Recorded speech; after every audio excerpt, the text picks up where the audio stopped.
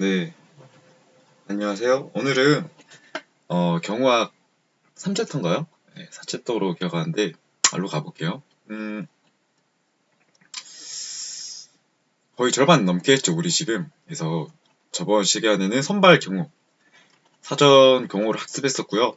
오늘은 이제 근접 경우 요령이죠. 네, 4절을 배울 건데 그 전에 앞서서 이제 경우 임무 수행 4단계를 한번 헷갈리시거나 아니면 또 복습을 하기 위해서 제가 또 간략하게 이렇게 사진으로 가져왔거든요.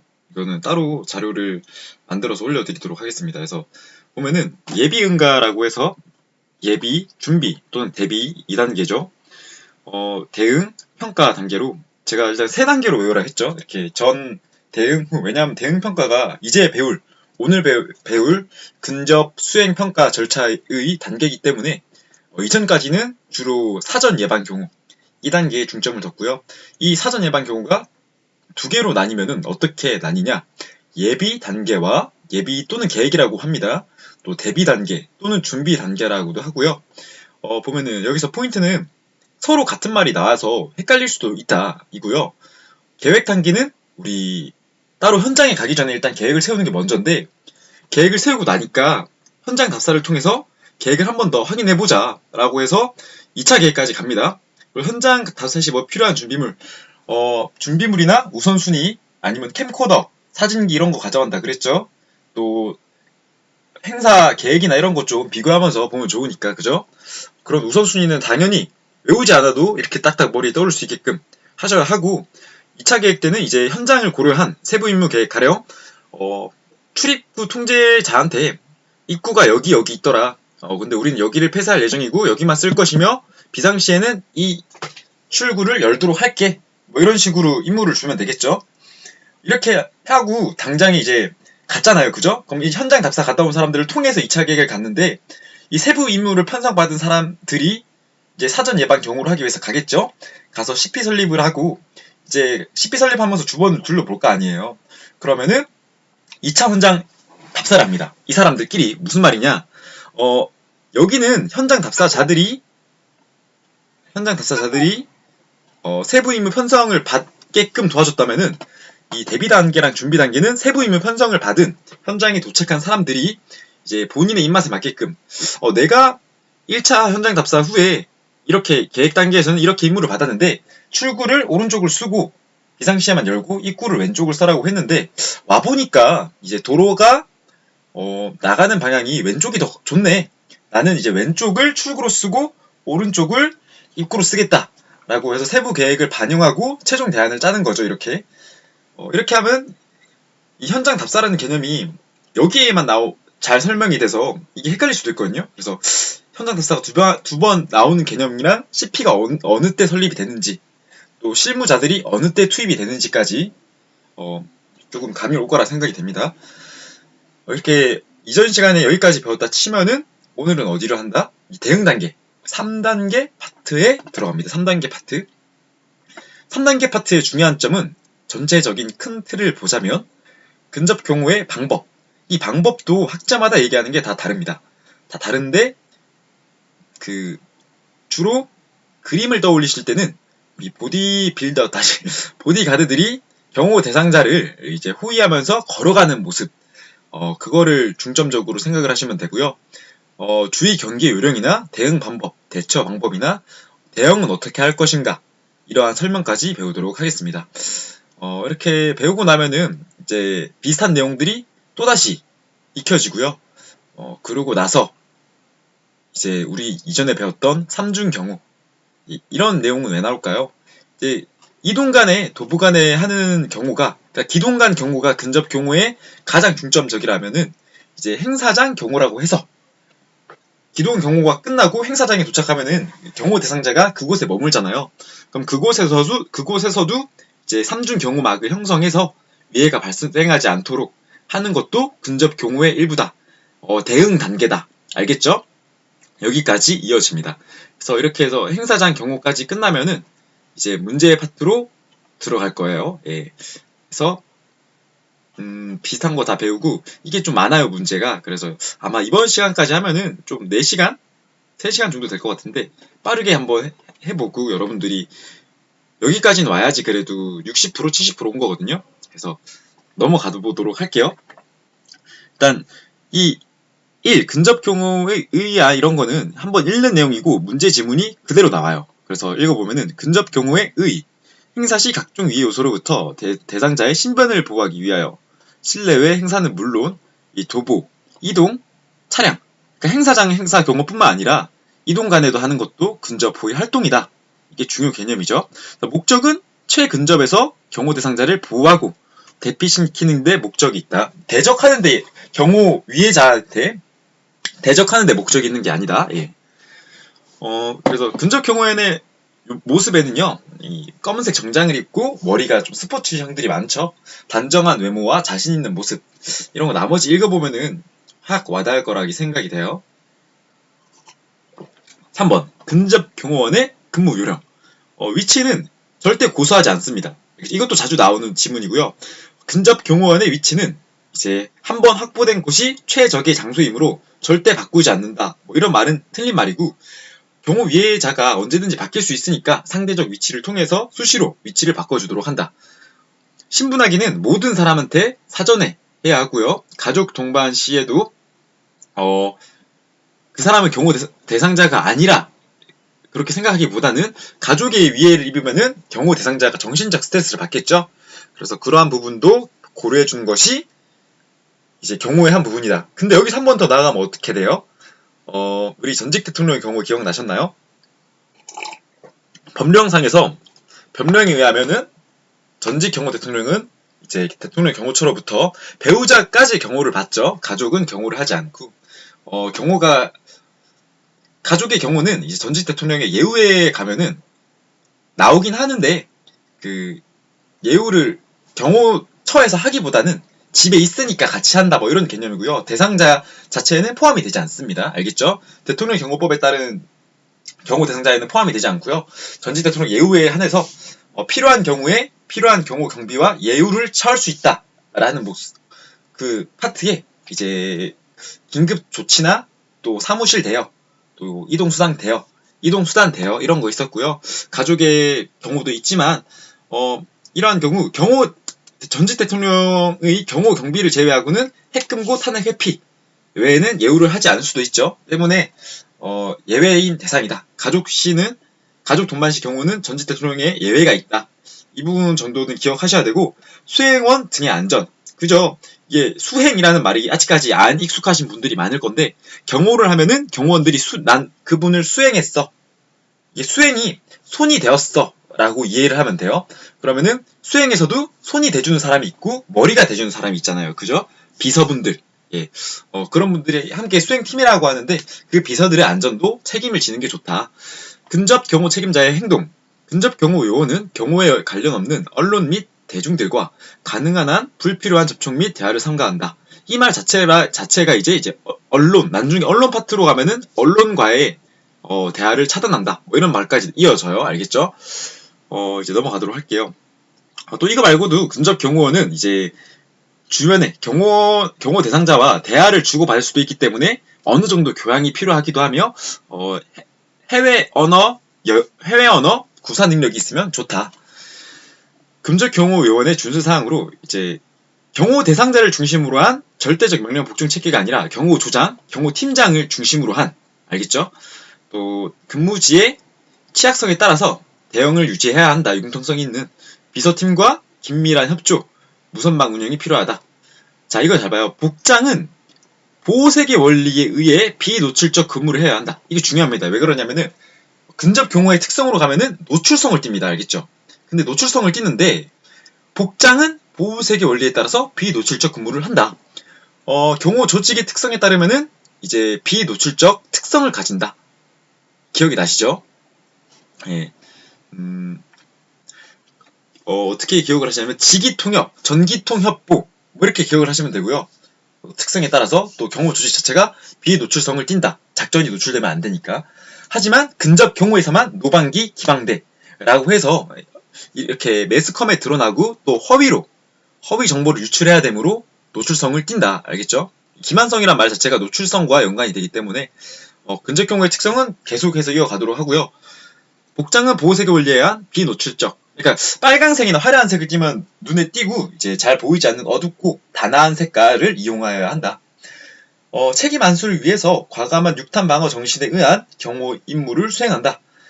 또 외부 사람들과 위화감이 조성되지 않도록 죄송합니다. 하며 예의와 친절을 몸에 익혀야 한다. 근접 경호 요원은 위의 공격에 대비하여 재반 사항들을 철저하게 계획하고 우발 상황 시 피해를 최소화하겠다는 태도로 임무를 수행하여야 한다. 다 비슷한 말이죠. 예, 근접 경호의 특성으로 가볼게요. 노반기 기방대라고 해서 근접 경호 특성 또 이거 뭐가 혼돈이 될까요? 비노출성으로 오답을 많이 내겠죠. 왜? 이때까지 경호 조직의 특성, 경호원의 복장은 비노출성으로 나왔는데 근접 경호는 노출성을 띠니까 좀 특이하니까, 그죠? 또 방벽 효과, 이제 몸으로 방어해야 한다. 예, 또 방어 대피, 대적하기보다는 방어 대피가 우선이다. 또 기동성 및 유동성 이렇게 있다. 또 기만성이라고 해서 경호 대상자한테 오판은 하도록 하는 게 아니라 위의 기도자, 적한테 행사 사항을 오판하도록 허위 정보를 제공하거나 아니면은 경호 대상자와 비슷한 얼굴이 똑같은 사람을 고용하여서 경호원으로 운영한다. 여기서 또 한 단계 더 나아가서 이제 한번 경호 행사를 가용하여 사고가 일어나지 않은 시간은 안전한 시간이므로 수차례 반복적으로 사용한다. O일까요? X일까요? X죠. 왜? 기만성에 의해서 변칙적으로 시간을 바꿔줘야지 위의 기도자가 예측을 못하기 때문입니다. 경호원의 활동 수칙. 자, 권위주의적인 자세를 배제합니다. 이것도 오답으로 나오는 파트가 경호원은 이제 군중을 통제해야 하므로 권위주의적 자세를 통해 군중을 질서 있게 통제한다. 이런 말은 틀린 말입니다. 일반인의 불편을 최소화하고 이제 경호 대상자와 국민의 접촉을 보장할 수 있도록 한다. 경호 대상자의 명성에 해가 가지 않도록 하며 위의 기도자와 타협적인 행동을 하지 않아야 한다. 이것도 조금 학자마다 얘기가 다른 파트가 있거든요. 근데 일단 타협적인 행동을 하지 않는다라는 얘기가 왜 헷갈리는지 알려드릴게요. 더 나아가면은 테러 파트로 가면은 이제 협상이라고 하죠. 협상. 이제 협상 전문가와 테러 아니면 인질극을 벌이는 사람과의 협상 파트가 나옵니다. 그것 때문에 위의 기도자와 타협적인 행동을 하여야 한다라는 말이 나올 수도 있는데 이것과 경호원, 근접 경호원의 타협은 별개예요. 알겠죠? 협상과 별개다. 그렇기 때문에 위의 기도자의 타협과는 다르다. 타협하면은 안 된다. 네. 경호 기술은 비노출. 보세요. 바로 이렇게 나오죠. 예. 유연한 자세로 발휘하기 위해 교육 훈련에 충실히 임한다. 경호 기술이라고 해서 사람을 때려잡고 또 제압하고 이런 것만이 경호 기술이 아니라 보이지 않는 장소에 가서 경계를 하는 것과 사람들이 알게 모르게 질서 통제를 할 수 있도록 이제 몸으로 좀 막는다든지 이런 것도 비노출적인 경호 기술이 되겠죠. 경호 대상자의 정사 업무를 보장하고 가능한 한 사생활에 침해하지 않는다. 경호 대상자의 시간, 장소, 차량, 습관화된 행동을 변화시켜 위의 기도자가 다음 행동을 예측할 수 없도록 변화를 주어야 한다. 아까 말씀드린 파트죠. 경호 대상자와 비슷한 성격을 가진 경호원을 선발하여 인간적 친밀감과 경호원에 대한 신뢰도를 갖는다. 경호 대상자가 여성이면 여성 경호원이 탈의실, 화장실을 따라가고 남성이면 남자 경호원이 따라간다. 이 부분은 이제 기본 정보를 파악한다. 신상도 파악한다. 경호 대상자의 이제 경계 요령입니다. 경계는 할 때는 이제 전체 상황과 부조화한 경우가 있으면은 그거를 유심히 봐야 되고요. 모든 부조화가 위험한 건 아니나 부조화 속에 위험이 있을 확률이 높기 때문이겠죠. 인접 경호원과 중첩 대계. 이거는 군대를 가보신 분들이라면은 더 알 텐데 그림을 하나 그려드릴게요. 이제 우리 군대 가면 중첩 경계라고 하는데 이렇게 제가 한번 그림을 그려보자면 이렇게 도로가 있고 여기 건축물들이 있겠죠. 예. 크기는 원근법 따라서 이렇게 막 해드릴게요. 예. 하면은 이제 경계구역을 사수 부사수로 해서 사수한테는 너는 이제 보통 1시부터 전방, 후방은 우리 아군 지역이라고 생각을 하기 때문에 전방 1시부터 10시 방향까지 봐. 알겠지? 부사수 너는 11시 방향부터 2시 방향까지 봐. 이렇게 하면은 이제 어디가 중첩이 되죠? 이제 여기가 중첩이 되겠죠. 여기가 바로 여기. 이제 여기가 중첩이 되겠죠. 그래서 이렇게 경호를 하는 것을 중첩 경호. 다시 중첩 경계를 경호원도 마찬가지로 하여야 한다. 시각의 한계를 염두하여 단 이거 중요한 게 임무는 이제 서브로 중첩되게 할 수 있으나 부서별로 정확히 명확하게 하여야 합니다. 임무도 중첩되게 주면 안 돼요. 임무는 구분하여서 서로 책임을 맡아서 자신의 책임 임무는 무조건 지킬 수 있게. 알겠죠? 시각의 한계를 염두하여 사주경계 범위를 설정하고 주위 사람들의 손과 눈, 이제 위의 기도자는 눈이 불안정하거나 손을 숨기려 하고 손에 무언가 조금 가방이라든지 방망이, 뭐 지팡 이런 거 좀 들고 있거든요. 그래서 이런 거를 유의 깊게 보세요. 더운 날씨에 긴 코트 착용, 추운 날씨에 단추를 풀고 있는 등 날씨와 어울리지 않는 복장을 하고 있으면은 긴급히 살펴보고요. 이게 어느 정도까지 이어지냐면은 어린 아이가 뭐 장난감을 가지고 온다든지 아니면은 몸이 불편해 보이는 사람이 휠체어를 타고 왔다 하는 것도 자세히 보아야 한다. 복도의 좌우측 문, 모퉁이, 창문 등 관심을 가지고 경계한다. 당연한 말이죠. 예. 또 위의 기도자는 심리적으로 대중들 속 둘째 열에 위치하는 경우가 많다. 위의 기도자는 공격 목표에 집중하여 웃지도 몸을 움직이지도 않는 것을 염두에 둬야 한다. 표정이 굳어있다. 이런 말이겠죠. 경호 대상자를 중심으로 360도 전 방향을 감시. 이 말 자체가 경호원이 혼자 360도를 본다는 뜻이 아니라 1인 경호 때는 어쩔 수 없이 360도를 다 봐야겠죠. 하지만은 2인 경우, 3인 경우로 나아가다 보면은 서로 보는 방향이 더 적어지겠죠. 360도를 3으로 나누면 어떻게 되나요? 대략 130도, 120도, 120도에 120도씩 나눠서 맡으면 되겠죠. 인적 경계 대상. 하지만 중첩 경호를 해야 되기 때문에 120도보다 플러스 10도, 20도를 더 하기도 해야겠네요. 예. 인적 경계 대상. 경호 대상자 주변에 모든 인원이 해당된다. 예, 가족도 포함되고 신분이 확실한 자도 경계 대상이다.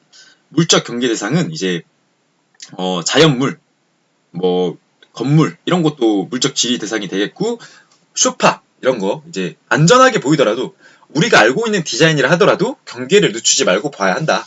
지리적 경계 대상으로는 감재고지나 열려진 창문, 옥상 이런 거 자세히 봐야 한다.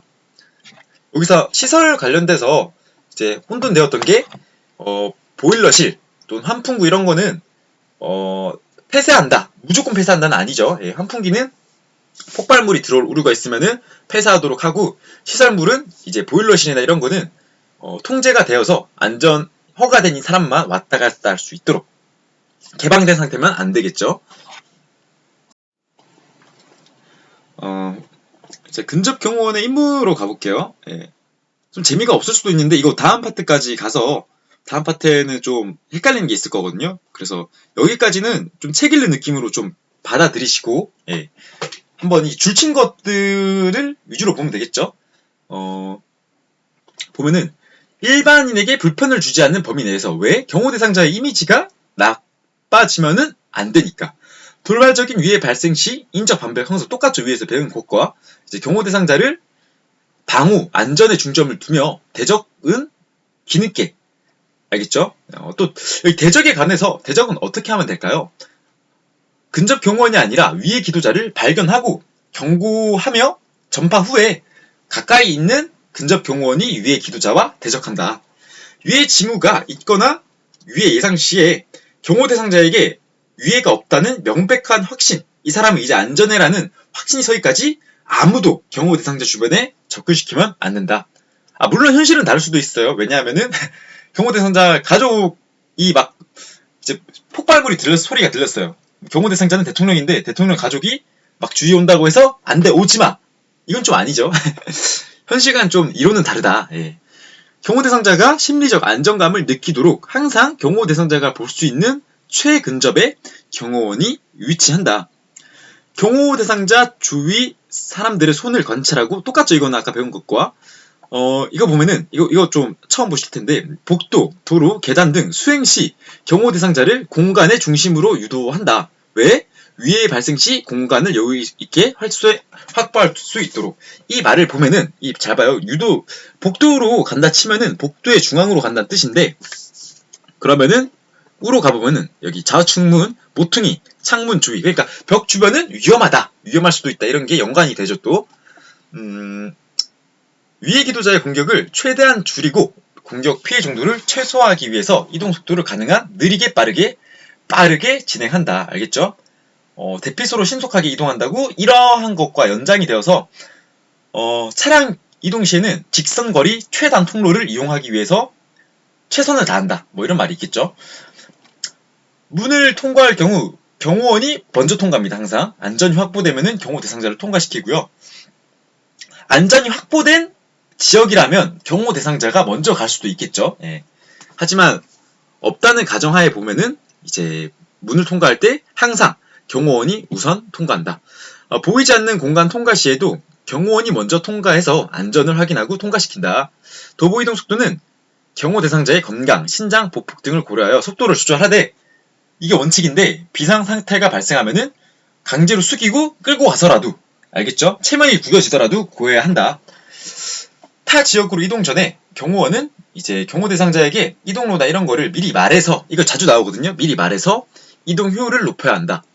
경호 보안 때문에 말하지 않는다. 이거 틀렸죠. 왜냐하면 경호 대상자에게 협조를 요구해야 하기 때문에 이동로나 소요시간 이런 거는 미리 알려주면 좋겠죠. 네.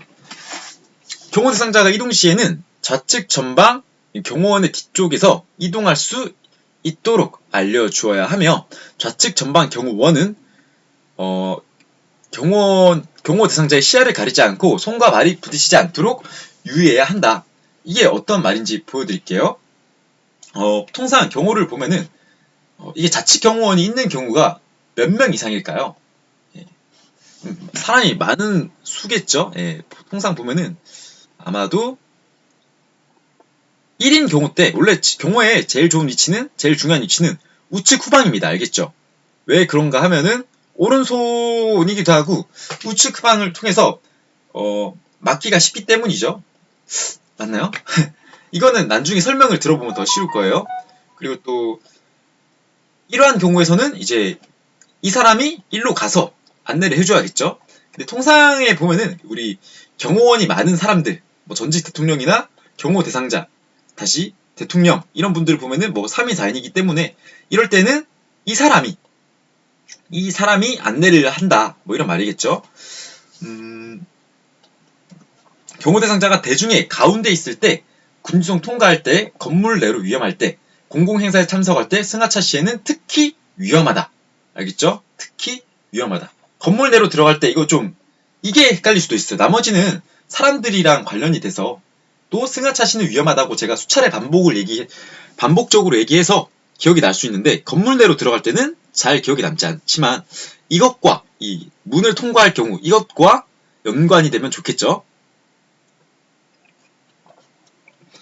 이동 중에 위해한 상황이 나타나면은 위의 요인과 경호 대상자 사이로 움직여 위해자의 시야를 차단하고 무기 제압 시에는 총구 방향이 경호 대상자를 향하지 않도록 한다. 이게 무슨 말인가?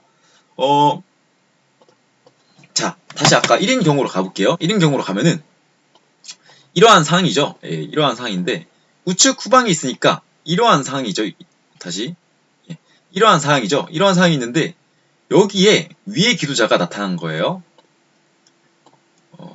여기에 위의 기도자가 이렇게 짠 하고 나타난 거예요. 그러면 즉각적으로 이 경호원이 이렇게 가서 일직선을 만들어서 경호 대상자와 위의 기도자 사이의 일직선상의 위치에서 이렇게 오는 공격을 막아낸다. 알겠죠? 예. 근접 경호의 방법, 도보 이동 시 근접 경호 원칙 똑같은 말이거든요. 보면은 수시로 변경한다 하고 최단 거리 직선 통로를 이용하며 주변에 비상 차량을 대기시켜 놓도록 한다. 중요하죠. 왜? 비상 상황이 발생하면은 차량이 도보보다 더 안전해요. 그래서 차를 타고 도망가기 위해서. 근접 경호원은 경호 대상자에게 이르는 모든 접근로를 차단하기 위해서 분산되어야 한다. 우리 위에서 경호 배치할 때 지그재그 형식으로 분산해서 배치한다 배웠었죠. 행사장 경호 때. 보면 5개에서 도보 이동 간 안전을 위협할 수 있는 차량이나 돌발 사태에 대비해서 경호 대상자의 차량도 근접해서 주행하도록 한다. 도보 대형 형성 시 주변 감시 통제 건물의 취약도, 인적 취약 요소, 물적 취약 요소, 행사장 사전 예방 경호 수준, 행사 참석자 인원 수, 성향, 또 행사 성격 등을 우선적으로 고려한다. 예, 도보 대형 형성 시 고려 사항이겠죠. 예.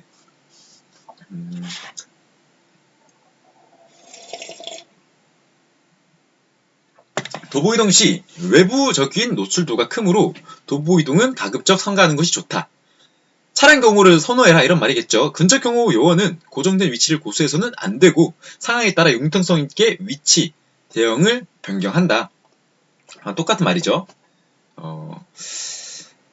이동로에 따른 주통로, 예비통로, 비상통로를 적절히 선정해 둔다. 경호 대상자가 조깅을 즐기는 경우에 코스 및 시간을 자주 변경한다. 근접 도보 경호는 차량 경호에 비해 위해자가 범행을 가할 수 있는 기회가 많다.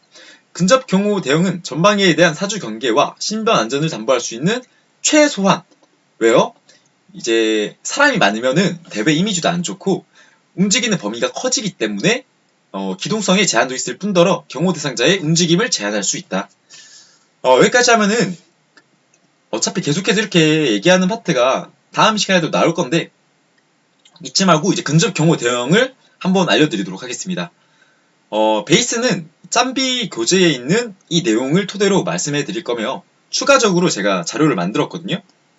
그래서 이 자료는 짬비 카페 이 링크를 걸어 드릴 테니까 여기서 경호 대형 검색하면은 찾을 수 있으세요. 그래서 찾아서 이 자료를 따로 출력해서 보시면 좋을 거예요. 최대한 여러분들이 헷갈려 하는 대형이나 아니면은 암기를 하면서 쐐기형 대형과 삼각형 대형의 차이가 뭐예요? 이렇게 하더라고요.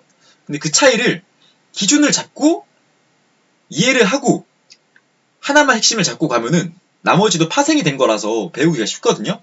그래서 이 부분에 있어서는 저도 자신 있고 그림 자체도 조금 발로 그린 그림이냐 물을 수 있는데 발로 그린 거 맞고요. 예. 발로 그린 것처럼 잘 못 그렸지만 이해는 할 수 있고 또 보기 쉽거든요. 그래서 이 다음 시간에는 이 자료 2개를 함께 공부하는 시간을 가지도록 하겠습니다. 고생하셨고 커피 한잔 하시고 다음 영상에서 뵙도록 하겠습니다. 고생하셨습니다.